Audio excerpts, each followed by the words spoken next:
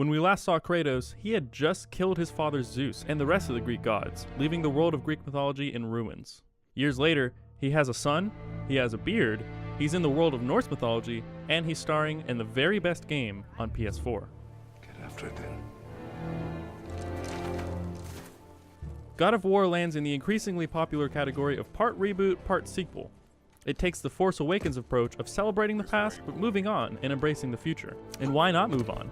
The original series had some of the best action games ever made, but got very stale very fast when the prequel Ascension released in 2013. Like what Resident Evil 4 did for that franchise, God of War 4 completely changes the formula, while still retaining the same feeling of the old games. Gather your things. We are leaving. The first difference you'll notice is the camera angle, changed from static to over the shoulder. Kratos now wields the Leviathan axe, a devastating throwable weapon that Kratos can summon back to him. Think Thor's hammer in the Marvel movies. You'll be doing this a lot through fights and puzzles, and probably just on your own because it's so damn fun. Combat is brutal and satisfying, whether you're using the axe or literally punching your way through enemies. But these enemies are tough, and you'll have to block, parry, and dodge your way to survival. Luckily for Kratos, he's assisted by his son Atreus. You can command him to fire arrows that'll stun enemies long enough for Kratos to perform a satisfying fatality-like finishing move. Per tradition, Kratos can also use his anger to activate Spartan Rage. With this power-up, he gains new abilities, and his fists become stronger than any weapon. It's addicting combat that never gets old. Atreus isn't just a new gameplay feature, but a major part of the story too. His mother recently died, and her last wish was to have her ashes spread on the highest peak around. This is Kratos and Atreus' quest throughout the game, a humble tale that feels much more grounded than the world-ending plot of the original trilogy. This knife. It was hers. Now it is yours. The slower pace feels natural with the calmer Kratos, who is now trying to leave the past behind him. The well-acted scenes are accompanied by an incredibly powerful score that produces moving moments as early as the very opening scene. Even more impressive is the single camera take approach God of War uses. From the opening menu to the ending credits, the camera in God of War never cuts.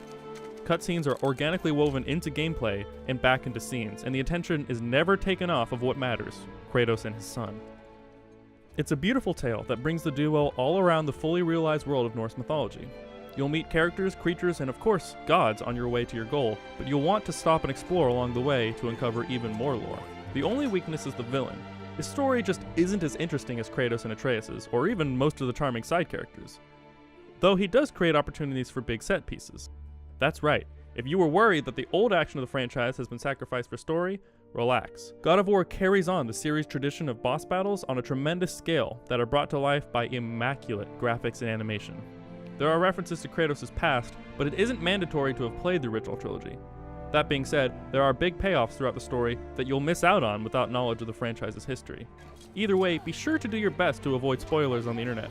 God of War absolutely begs to be experienced blind. Only fire when I tell you to fire. I'm sorry. Do not be sorry. Be better. God of War isn't open world, but it is huge, and there's something to find or do everywhere you look. Side quests to complete, chests to open, items and upgrades to find, and secret challenges to beat.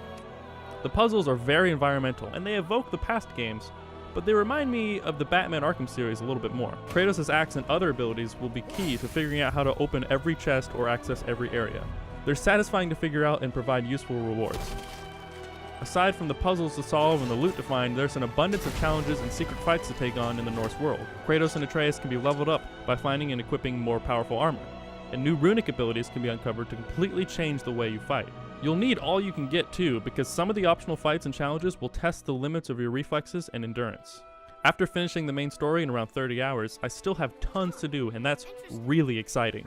If nothing else, you'll want to explore because the world is just so gorgeous.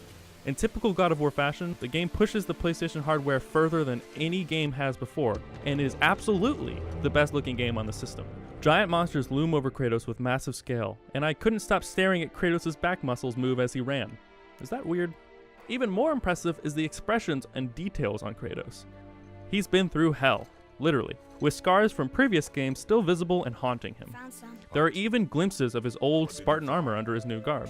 Again, glimpses of the past. God of War is a masterpiece, and a jolting slap in the face to anyone who doesn't believe in video games as a valuable form of art. In a time where the market is dominated by battle royales and multiplayer games, Kratos and Atreus' story stands taller than giants. It's moving from start to finish, and the world is so dense that you'll be immersed for dozens of hours. I can't think of a game that excels in every way as much as God of War. It's beautiful and deserves to be experienced by anyone with a PS4. Now if you'll excuse me, I'm gonna go explore some more and maybe try to grow a cool beard.